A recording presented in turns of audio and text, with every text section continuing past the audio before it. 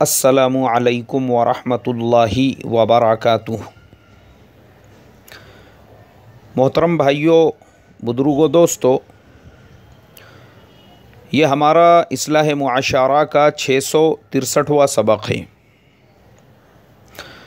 मोहतरम बुजुर्गों, जो लोग टीवी के ऊपर रोज़ाना पाबंदी के साथ में ख़बरें देखते हैं, उन लोगों को शायद ये बात पता होगी कि आज तक चैनल के ऊपर एक न्यूज़ एंकर जिनका नाम पुण्य परसून वाजपेयी हुआ करता था, वो पिछले चंद महीनों से नज़र नहीं आ रहे हैं।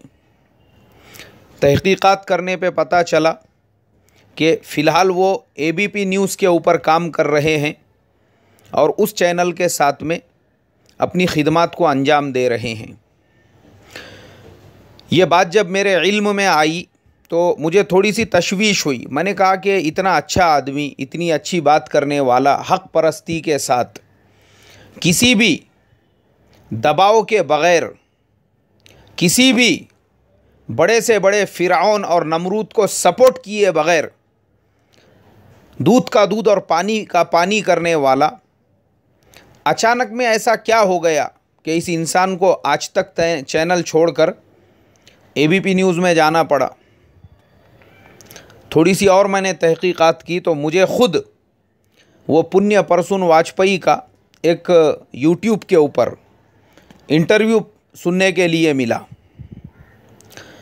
पुण्य परसून वाजपेयी से किसी ने पूछा, बोले सर आप एबीपी न्यूज़ के ऊपर चले गए, जबकि एक ज़माने तक आपका ताल्लुक़ आज तक से रहा, जब आप एक मामूली न्यूज़ रिपोर्टर हुआ करते थे। आपने तरक्की करते करते इतने ऊंचे मकाम को पाया, फिर ऐसा क्या हो गया कि आपको आज तक छोड़ना पड़ा और आप एबीपी न्यूज़ में चले गए।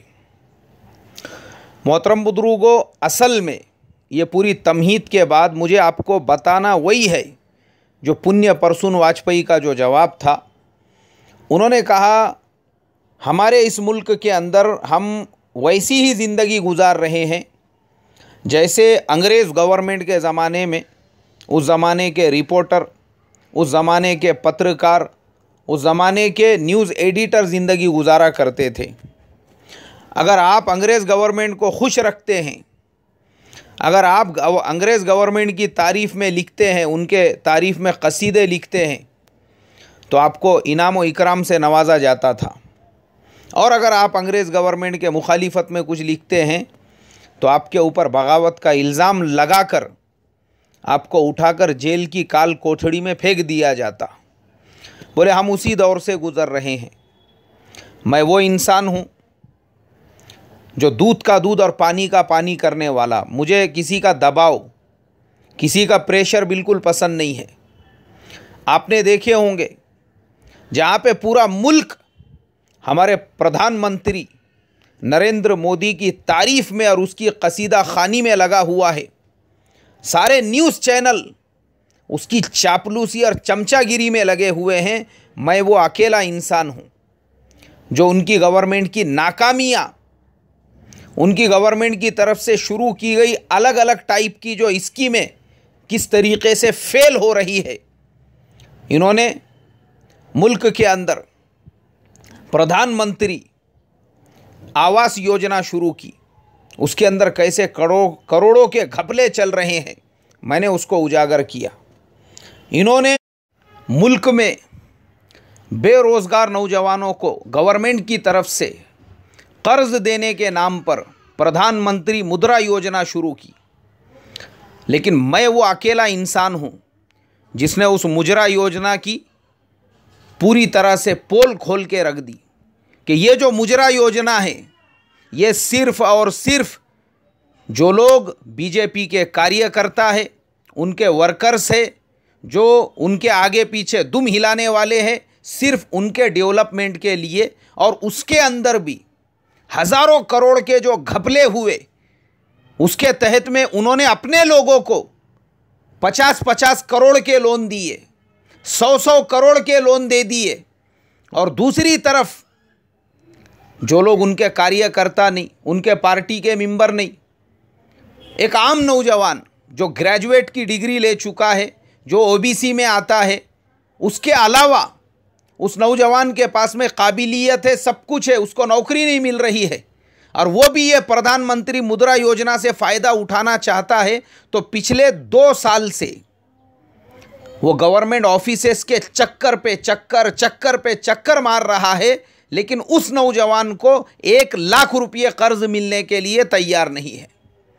बोले मैं वो अकेला इंसान हूँ जिसने इसका पूरी तरह से पोस्टमार्टम किया कि मुद्रा योजना के नाम पर सिर्फ अपने लोगों का, अपने कार्यकर्ताओं का, अपने वर्कर्स, अपने चमचे, अपने चापलूसों का भला किया जा रहा है, और देश का एक आम नागरिक वो ठोकरें खा रहा है।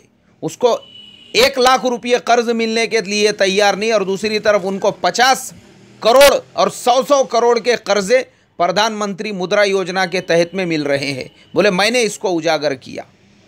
फिर उसके अलावा बहुत सारी बातें उन्होंने बताई पुण्य परसून वाजपेयी ने। आखिरी में जो उन्होंने खुलासा किया, बोले मेरी इस तरह की जो हक बयानी है, ना वो प्रधानमंत्री साहब को पसंद आ रही थी, ना पीएमओ ऑफिस को पसंद आ रही थी, ना उनके लीडर्स को पसंद आ रही थी। मुझे रोज़ाना किसी ना किसी का फ़ोन आता था और वो मुझसे यही कहा करते थे, अरे भाई आपको क्या तकलीफ़ है, आप क्यों हमारे ख़िलाफ़ बोलते हो, आपका कुछ मसला होगा, आपका कुछ प्रॉब्लम होगा, आपकी कुछ तकलीफ़ होंगी, या आपका कुछ तकाज़ा होगा, बताइए, कोई मसला नहीं है, हम उसको हल कर देंगे। तो मैं उनसे यही कहा करता था कि भाई मेरी कोई तकलीफ़ नहीं है, मेरा कोई तकाज़ा नहीं है, लेकिन इस देश का एक आम नागरिक होने के नाते से मेरी ज़िम्मेदारी बनती है। मैं दूध का दूध करूं, पानी का पानी करूं, ये नहीं है कि सब लोग अंधे बहरे बनकर किसी के पीछे चल रहे हैं तो मैं भी उसके पीछे चलूं।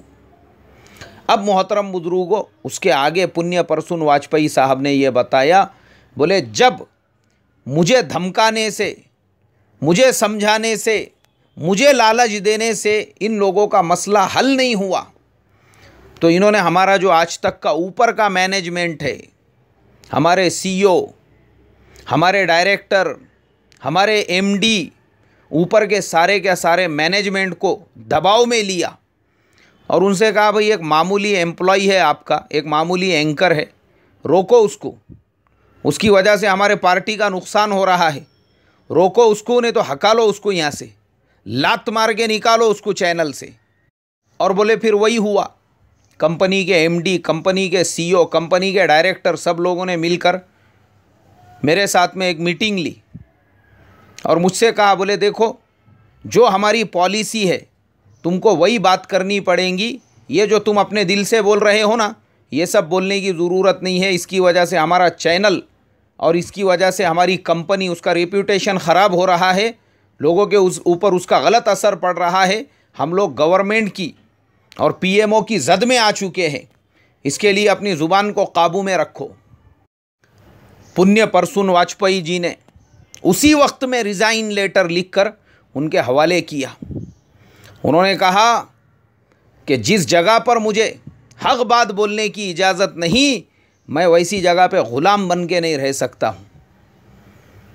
सरफरोशी की तमन्ना अब हमारे दिल में है और देखना है ज़ोर कितना बाजुए कातिल में है, ये कहकर बोले मैंने उनके हवाले अपना राजीनामा कर दिया और वो चैनल ही छोड़ दिया। मोहतरम बुजुर्गों, ये इंटरव्यू सुनने के बाद मैं सोचने लगा, ए अल्लाह, आज हमारे ज़माने में जो हालात हमारी गवर्नमेंट ने मुल्क के पत्रकारों के साथ, मुल्क के टीवी रिपोर्टर्स के साथ, एंकर्स के साथ में किया हुआ है कि तुम हक़ नहीं बोल सकते, तुमको बोलना वही है जो हमारी मर्ज़ी है, हमारे ख़िलाफ़ बोलोगे तो वही होगा जो अंग्रेज़ों के ज़माने में बगावत का इल्ज़ाम लगा के जेल की काल कोठड़ी में डाल दिया जाता था। मैं थोड़ा गौर करने लगा तो अल्लाह तबारक व तआला ने मेरे क़ल्ब पर शरह सद्र फरमाया कि अरे यार, यही हाल तो हमारे मस्जिदों का भी हो चुका है, यही हाल हमारे दीनी तहरीकों का भी हो चुका है।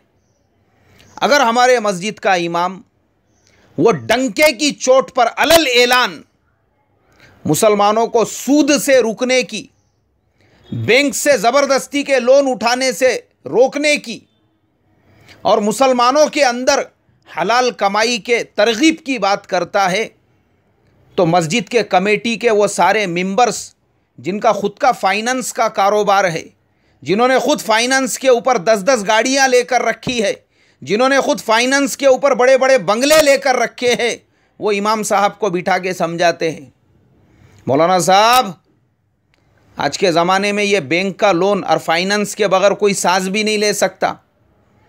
ये सारी बातें यहाँ बताने का नहीं, यहाँ सिर्फ 6 नंबर की बात होंगी। ये 7वां नंबर लाएंगे ना तो असर की नमाज से पहले रवानगी के आदाब। मैं सोचने लगा हमारे ज़माने में यही तो हमारे उलामा और इमामों के साथ में हो रहा है।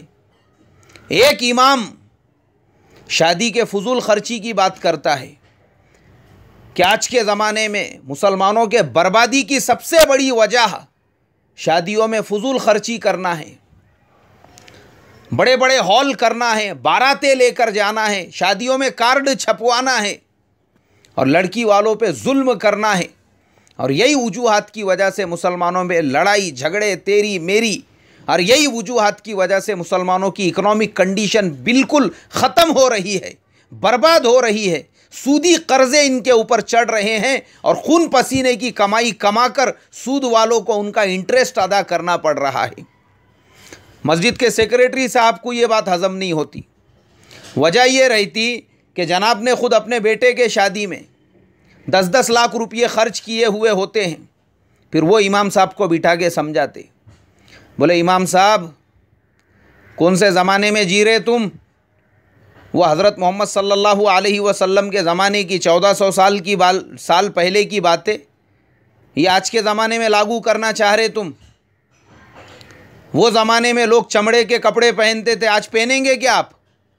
तो बोले वैसे ही वो ज़माने के अंदर सादी सिंपल शादियाँ निकाह हो जाते थे, आज के ज़माने में पॉसिबल नहीं है। आज के ज़माने में जो चल रहा है ना, ये सब बातें करने का नहीं। 6 नंबर के बाहर की बात करेंगे, ज़रूरत नहीं है हमको ऐसे इमाम की, हमको वो इमाम चाहिए सिर्फ 6 नंबर के अंदर की बात चाहिए, 7वां नंबर नहीं मांगता। क्या समझ में आ रहा ना? हाँ ठीक है, आइंदा से ध्यान रखो। आज मोहतरम बुजुर्गों, जो वाक़या पुण्य परसून वाजपेयी जी के साथ में पेश आया, हमारे उलामा, हमारे अइम्मा, हमारे खुतबा के साथ भी वही जुल्म हो रहा है। इनको वही बोलने लगाया जा रहा है जो आज हमारा मस्जिद का सदर सुनना चाहता है, जो आज हमारा मस्जिद का सेक्रेटरी सुनना चाहता है, जो आज हमारे मस्जिद के कमेटी के मेंबर सुनना चाहते हैं, और जो आज हमारे मस्जिद को सबसे ज़्यादा जो चंदा देने वाला है वो सुनना चाहता है। हक बात नहीं कर सकते आप। मैं हमारे अपने ज़िले की बात बता रहा हूँ। ईद के दिन मस्जिद के सामने डीजे लगाकर